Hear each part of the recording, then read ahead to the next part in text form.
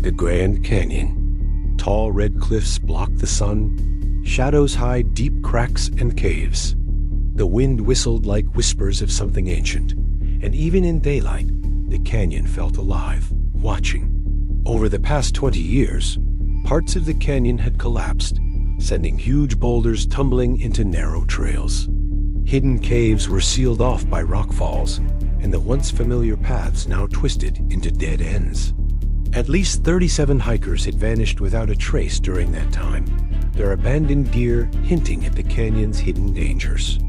How long could a person survive here without water, under the scorching sun that can reach 120 degrees Fahrenheit? Could anyone hear your cries in these silent, winding cliffs? How far would you have to walk before your legs gave out, swallowed by the canyon's relentless heat and stone? Perhaps the missing hikers weren't unlucky at all.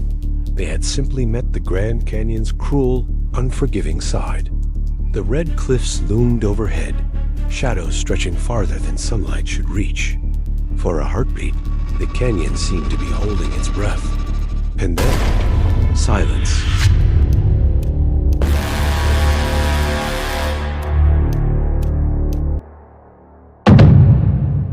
In 2016, a disappearance in the Grand Canyon, Arizona, shocked the local community and became a mystery that would linger for years.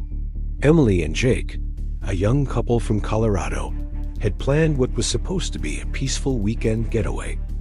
A simple escape from the city, the stress of work, and the digital noise of daily life. Neither of them was survival experts or extreme adventurers. They were ordinary people looking for ordinary pleasures. Sunsets over the canyon, crisp mountain air, and the rare quiet of the wilderness. The plan was straightforward. They would drive their small camper van to a secluded part of the north rim of the Grand Canyon, set up camp, and spend 2 nights exploring the area and taking photographs. Emily sent a text message to her sister on Friday morning. "We're at the campsite, back Sunday evening. Love you." That would be the last anyone heard from them. Their camper was modest but reliable, packed with essentials. Water, a few snacks, a couple of cameras, and minimal outdoor gear. They had no climbing ropes, no technical gear, and no intention of leaving the safer trails. Their focus was on the scenery, not adventure. The Grand Canyon's north rim is less traveled than the south rim, offering solitude but also unpredictable terrain. Towering cliffs, narrow ledges, and hidden ravines make the area breathtaking, but dangerous for the unprepared. Emily and Jake likely thought they were safe within the marked paths. By Sunday evening, however, the couple had not returned. At first, their families assumed a delay, perhaps a long hike or poor cell reception. But when Monday arrived with no word from either of them, panic set in. Their phones went directly to voicemail, and their social media accounts were silent. Calls to friends confirmed that they had gone to the North Rim area, known for both its scenic beauty and treacherous cliffs. Search and rescue teams were deployed immediately. Helicopters scoured the canyon from above, while ground teams navigated narrow trails, loose rocks, and the scorching Arizona sun. Volunteers joined, including family and locals familiar with the rugged terrain. Yet despite the massive effort, no trace of Emily or Jake was found. There were no footprints, no abandoned gear, no signs of a struggle. The Grand Canyon had swallowed them, leaving only questions. Days turned into a week, and hope began to fade. Then, a breakthrough. A helicopter pilot spotted a faint glimmer of metal reflecting sunlight, a sign that their camper had been located on a remote dirt track. The path was barely visible, choked by brush and rocks. The camper was parked, as if abandoned in haste. The gas tank was empty, explaining why it had stopped. Hazard lights flickered weakly, but there were no other clues inside the van. Water bottles, snacks, and a map lay untouched, yet the couple was nowhere to be found. From this point, the story deepens into something far more sinister. The terrain beyond the camper was treacherous, a hidden ravine that plunged hundreds of feet into shadowed rock formations. Here, Emily and Jake had ventured, unaware of the danger below, and disappeared without a trace. What happened next would puzzle investigators for years and reveal the dark side of human obsession, intertwined with the unforgiving wilderness of the Grand Canyon. The initial search for Emily and Jake ended in frustration and despair. Despite a massive deployment of helicopters, ground teams, and volunteers, no trace of the couple beyond their abandoned camper was ever found. The rugged north rim of the Grand Canyon seemed to have swallowed them whole. Helicopters scanned the cliffs and ravines, while teams on foot combed every path, crevice, and ledge. Dogs trained to pick up human scent were brought in, yet there was nothing, no trail, no footprints, no discarded gear, nothing to suggest where the two had gone. Weeks passed, then months, and the Grand Canyon settled back into its usual rhythm. Tourists taking photos, hikers tracing the marked trails, and locals whispering about the couple who vanished.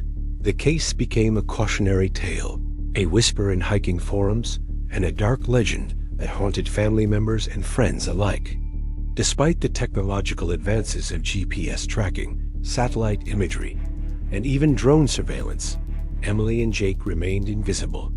Their disappearance was chalked up to the perilous wilderness, perhaps a fall into an unseen crevice, an accident in the vast labyrinth of rock and canyon, or even a tragic case of dehydration and heat stroke.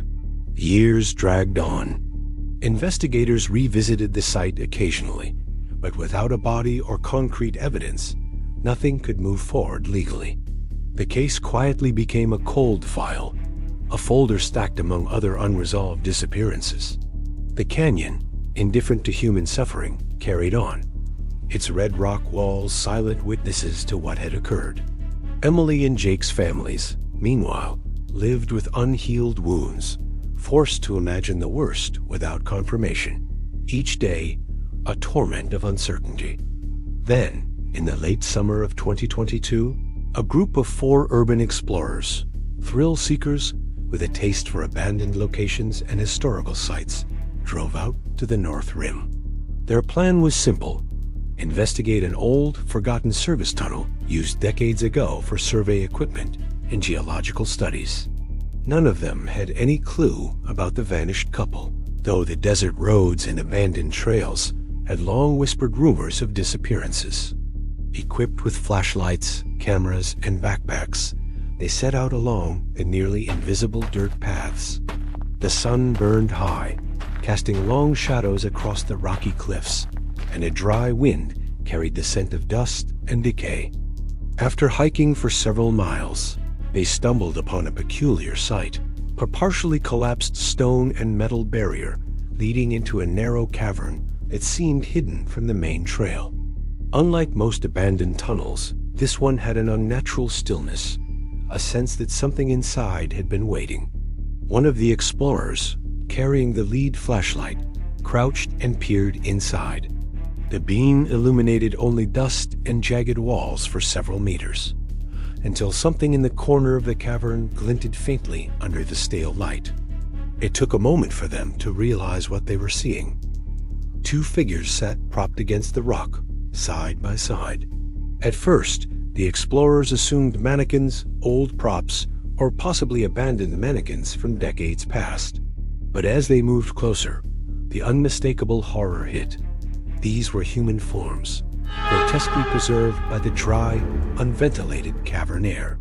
Their clothing, once casual camping attire, had decayed to unrecognizable scraps, and their faces were obscured. But the positions were disturbingly natural. Emily and Jake, seated as if resting, yet their bodies told a story of unimaginable suffering. The explorers, paralyzed by shock, scrambled to call authorities. Their phones, finally receiving reception near the trailhead, rang through to the county sheriff's office. By the time law enforcement arrived, the site had been cordoned off, forensic teams moved in, and the grim task of identification began. DNA confirmed what no one wanted to hear. The remains were indeed Emily and Jake. The disappearance from 2016, unsolved for 6 long years, had ended in the worst possible revelation. The canyon's silent cruelty was not just nature. Forensic analysis suggested the couple had fallen into a hidden shaft, likely an unmarked crevice near the north rim, trail breaking their legs and rendering them immobile. But the horror didn't stop there. The surrounding area indicated attempts to conceal them. Rubble, rocks, and partially corroded metal sheets suggested someone had returned, moved debris, and attempted to seal them in. Whoever did this had intimate knowledge of the terrain, but left no identifiable fingerprints, equipment, or signs of struggle. Emily and Jake's families were finally given answers, but it was a nightmare realized. The couple had endured hours, maybe days, of agony before succumbing to dehydration, shock, and exposure. The dry air of the canyon had preserved their positions in a grotesque tableau, a chilling reminder of the canyon's indifference and the fragile nature of human life in the wilderness. For years, the mystery had been a cautionary tale. Now, it was also a visual horror. Photographs captured by the explorers, once only whispered about, circulated online. The ZB4 image a happy, smiling couple in Colorado, cameras slung over shoulders. Sunlight on their faces contrasted violently with the after. Skeletal remains side by side, clothing tattered, frozen in a silent testimony of suffering. It became one of those stories shared endlessly in forums about lost hikers, haunted landscapes, and the dangers of venturing into untamed wilderness. Despite the tragedy, several investigators emphasized the lessons. The Grand Canyon is breathtaking, but it is not forgiving. Trails can vanish, shafts can hide beneath overgrowth, and a simple misstep can have catastrophic consequences. Emily and Jake's story serve as both a memorial and a warning. The wilderness can preserve beauty, but it can also preserve horror, leaving its victims as silent witnesses to their own disappearance. The canyon remains indifferent as ever, its red cliffs and jagged ridges unchanging. Tourists pass through, taking selfies and sunset photos, unaware that hidden in its labyrinthine depths lies the final resting place of a couple who simply wanted a quiet weekend away, and whose absence would haunt the region for nearly a decade.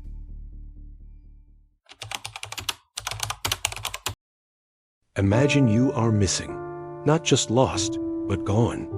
And then 7 years later, you are found. Not in the forest, not at the bottom of a lake, but in an abandoned canyon hideout, sealed from the outside. You are sitting, leaning against the wall, next to your closest friend. It looks as if you have simply fallen asleep, but you are dead, your legs broken from some terrible fall. This is not a story about monsters from the movies. This is the story of Claire and Emma.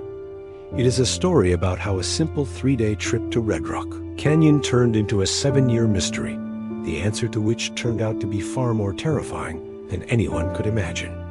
The story began in 2014. Claire and Emma were ordinary friends from London. Claire was 27. Emma was 26. They weren't extreme adventurers or survival experts. They were just two people who loved exploring together, looking for something beyond their daily lives. Their plan was as simple as could be. Rent a car, drive to the canyonlands of the southwest United States, camp for 3 days, take photos, and enjoy the silence. They chose a secluded part of the canyon, far from marked trails and tourist maps. The area had been home to miners decades ago, and now only rusted equipment and crumbling roads remained. For them, it was exotic. They didn't want trouble, only the peace and the strange beauty of the desert cliffs. Before leaving on Friday morning, Claire sent a message to her sister, off to the canyon, back Sunday evening. Love you. That was the last message anyone received. They packed water, food, tent, sleeping bags, a standard camping kit. Nothing for climbing or exploring deep mines. They were here for the surface, for sunsets, for photos. The weekend passed. Sunday evening came. Claire and Emma did not return. At first, no one panicked maybe they were delayed, maybe poor reception blocked their messages. But when Monday arrived and they didn't answer calls or appear at work, alarm bells rang. Friends confirmed they had driven to Red Rock Canyon. Family alerted local authorities, and a search was launched immediately. Cars, ATVs, helicopters combed the land.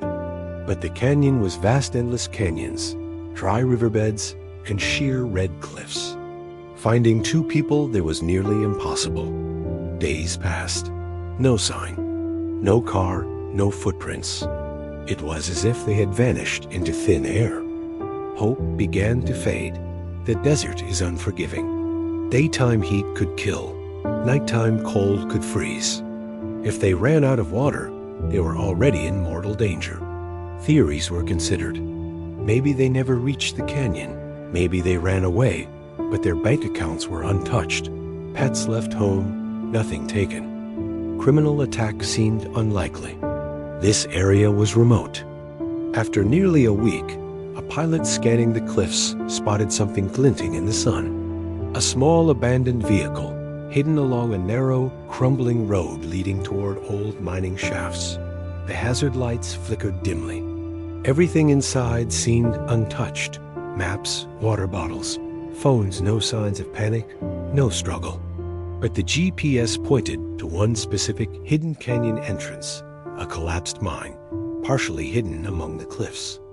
Claire and Emma had unknowingly stumbled upon more than wilderness. They had glimpsed signs of activity, discarded jars, strange chemical smells, footprints. Someone or something had been living in the canyon, someone who did not want intruders.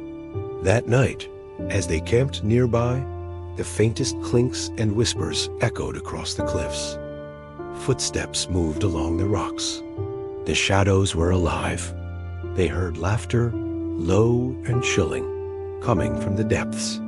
And for the first time, Claire and Emma realized that the canyon they had thought so beautiful, so peaceful, was watching them back. The night was heavy. Red Rock Canyon was silent, yet every echo felt alive. Claire and Emma sat close to the dying fire, listening. The sound came again, metal striking stone, voices drifting in the dark. At first faint, then closer. Laughter, not the kind of laughter that comes from joy. This one was hollow, cruel, broken. It slid across the rocks like a knife. Claire grabbed Emma's wrist. Someone's out there. Emma swallowed hard, eyes darting to the shadows. Campers? She whispered, though they both knew better. There were no campsites here, no tourists. This part of the canyon was forgotten, left to rot decades ago. The smell returned, sharper this time. Chemicals, a bitter stench that stung their throats. Claire's eyes watered. That's not firewood. Then, out of the black, a jar rolled into the circle of firelight. It spun once, then stopped at their feet. Inside was something white, crystalline, glittering under the flame. Neither woman touched it, neither had to. They knew it was a warning. Claire's voice shook. Emma, we need to go. But where? The cliffs surrounded them. The trails were deadly at night. Behind them, in the dark, the voices multiplied. Low murmurs, shifting footsteps. The canyon itself seemed to close in. The fire sputtered. Every crack of burning wood felt too loud. Claire and Emma backed toward their tent, clutching each other's hands. Then the lanterns appeared, 4 of them. Figures emerged from the darkness, tall and silent. 2 men, 2 women. Their clothes were filthy, stained with dust and something darker. Their faces were half hidden, but in the glow of glass and flame, the outlines were clear. Wild eyes, cracked lips, the twitching jaws of a Dix. One of them, a man with a shaved head, dragged a metal pipe along the rocks, sparks jumping with each step. Another carried a jar like the one that had been thrown, shaking it in his hand with a sickening smile. Emma whispered, "Don't move." But the group was already circling.